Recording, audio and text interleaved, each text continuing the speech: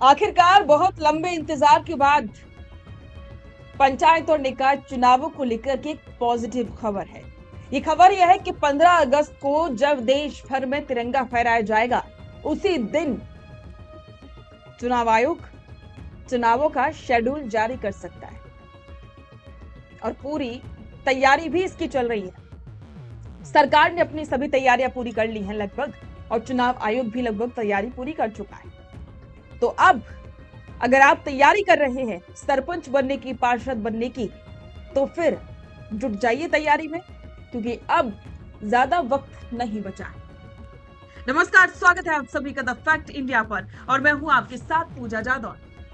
पंचायत और निकाय चुनावों में सिर्फ तारीख मिलती रही, लेकिन अब तारीख नहीं बल्कि रिजल्ट मिलेगा। अब आपका जो भी आगे का पूरा प्लान होगा, वो प्लान अब आप और सही तरीके से बना लीजिए, क्योंकि अब सरकार और चुनाव आयोग चुनाव करवाने के पूरे मूड में दिखाई दे रहा है। और हो भी क्यों ना, क्योंकि हाई कोर्ट से कई बार फटकार लग चुकी है। बस यही वजह है कि अब आखिरकार 15 अगस्त के आसपास तारीखों को लेकर के पूरा शेड्यूल जारी हो जाएगा। पहले निकाय चुनाव होंगे और उसके बाद पंचायत के चुनाव होंगे।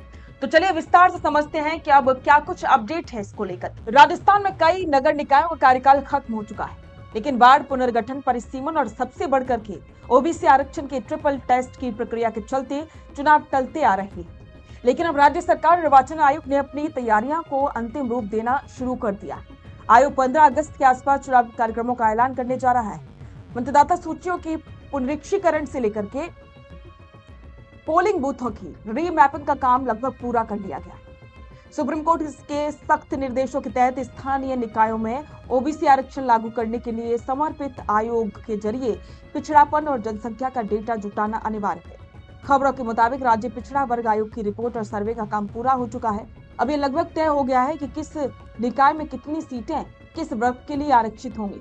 रोटेशन और लॉटरी सिस्टम के जरिए सीटों के आरक्षण का फैसला सामने आने वाला है, जिससे कि चुनावी मैदान में उतरने वाले दावेदारों की तस्वीर भी साफ हो जाएगी। स्थानीय निकाय चुनावों की सुगबुगाहट के साथ ही राज्य की दोनों प्रमुख पार्टियों सत्ताधारी भाजपा और विपक्षी कांग्रेस में सियासी हलचल तेज हो गई है। भजनलाल शर्मा सरकार के लिए चुनाव उनकी लोकप्रियता और जमीनी पकड़ का सीधा टेस्ट होगा। सरकार चाहेगी कि शहरी और ग्रामीण दोनों क्षेत्रों में अपना दबदबा कायम रहे। पूर्व मुख्यमंत्री अशोक गहलोत और पीसीसी चीफ गोविंद सिंह डोटासरा लगातार सरकार पर हमलावर हैं। कांग्रेस ने स्थानीय निकायों को लेकर के तैयारी कर रही है, ताकि जीत करके 2028 के लिए मजबूत जमीन तैयार की जाए। 15 अगस्त को जैसे ही लाल किले से लेकर के राज्य भर में तिरंगा फहराया जाएगा, ठीक उसी दिन राजस्थान की स्थानीय राजनीति का सबसे बड़ा बिगुल भी बन सकता है। पार्षद और सरपंच बनने का सपना देख रहे नेताओं के लिए अब वक्त आ चुका है कि कमर कस ले। तो क्या आप भी सरपंच बनने की तैयारी कर रहे हैं या फिर पार्षद बनने की? हर एक अपडेट के लिए बने रहें द फैक्ट इंडिया के साथ। अपना पॉडकास्ट शुरू करना चाहते हैं और चाहते हैं कि पहले दिन से उसे लाखों लोग देखें, तो अब ये पॉसिबल है जयपुर में।